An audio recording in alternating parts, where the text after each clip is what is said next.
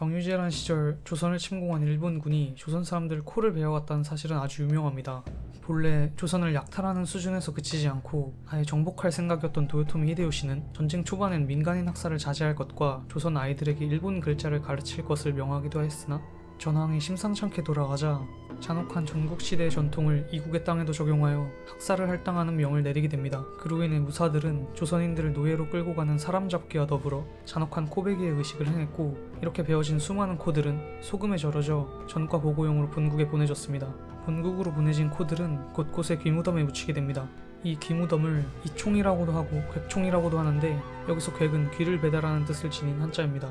여기서 궁금한 점이 하나 생깁니다. 분명 코를 베어갔는데 어째서 이름은 귀무덤일까요? 일본군은 귀도 베어갔다는 걸까요? 일본군은 물론 귀를 아예 안 베어갔다고 할 수는 없겠지만 주로 코를 베어갔습니다.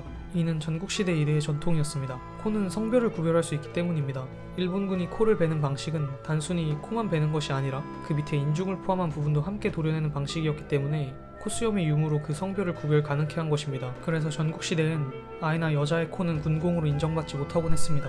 실제로 잡병 이야기에는 주인을 위기로부터 구한 집신쟁이가 코를 잘못 도려내서 전공을 인정받지 못한 오픈 사례가 적혀 있습니다. 그렇다면 어째서 명칭은 코무덤이 아니라 귀무덤일까요? 사실 일본에서는 본래 코무덤으로 불렸다가 이름이 귀무덤으로 바뀐 거였습니다. 귀무덤으로 바꾼 사람은 유학자였던 하야시 라잔이라고 합니다. 그가 귀무덤으로 이름을 바꾼 이유는 코무덤이라는 명칭이 너무 잔혹해서라고 하는데, 사실 저와 같은 현대인의 감각으로는 귀를 자르는 것이나 코를 자르는 것이나 군공의 일환으로서 타인의 신체를 훼손하는 걸 넘어서 그 일부를 보관 운송하여 기념의식에 사용한 뒤 두고두고 무덤으로 만들어 기리는 일이 소름 끼치게 느껴지는 것은 매한가지입니다. 그렇다면 당시 유학자의 눈에선 귀를 자르는 것과 코를 자르는 것이 잔혹함, 야만성에 있어서 어떤 맥락에서 다르게 느껴졌는지 한번 알아보도록 합시다.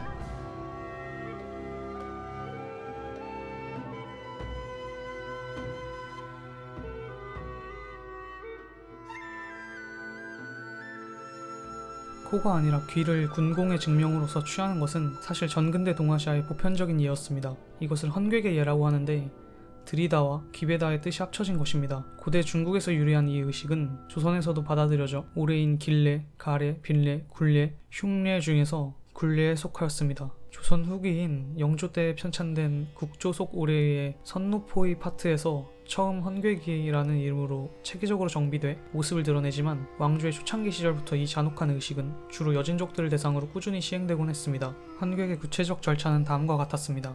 전쟁이 끝난 뒤 지휘관은 휘하 장수들로부터 사로잡은 적의 숫자, 베어낸 적의 머리의 숫자, 귀의 숫자 등을 정리한 뒤에 조정에 보고한다. 머리와 귀를 조정으로 올려보낸다. 조정에서는 이에 맞춰 간단히 전승문을 짓는다. 왕이 직접 적괴들의 머리나 귀를 확인하는 절차를 거친 뒤 종묘에 알린다.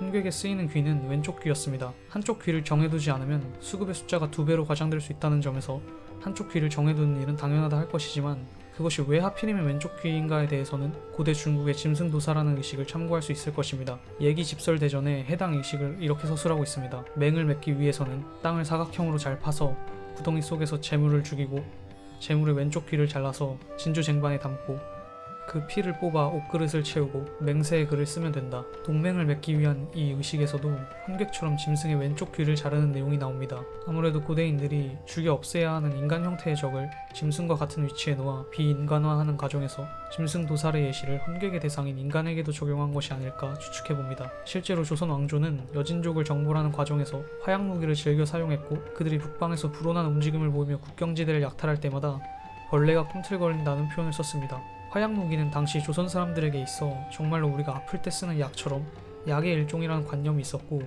여진족은 퇴치되어야 할 질병이자 귀신 같은 존재, 즉 인간이 아닌 존재로 여겨지곤 했습니다. 이상으로 일본군이 벤 코가 어째서 귀무덤에 묻혔는지에 대한 맥락을 알아보았습니다. 자르는 것이 코가 되었든 귀가 되었든 인간은 인간을 죽인 뒤에 정당화해야 합니다. 사무라이의 나라에서는 무사답게 상대를 죽였다는 것을 증명하기 위해서 적의 수염난 인중을 도려내야 했고, 선비의 나라에서는 전쟁을 정당화하기 위해 짐승과 같은 적들의 귀를 조상들이 계신 종묘에 효성스럽게 바쳐야만 했습니다. 일본에서 조선인들의 코가 귀무덤에 묻힌 것은 칼의 나라가 붓의 나라로 바뀌어가고 있었기 때문에 발생한 일이었던 것일 겁니다.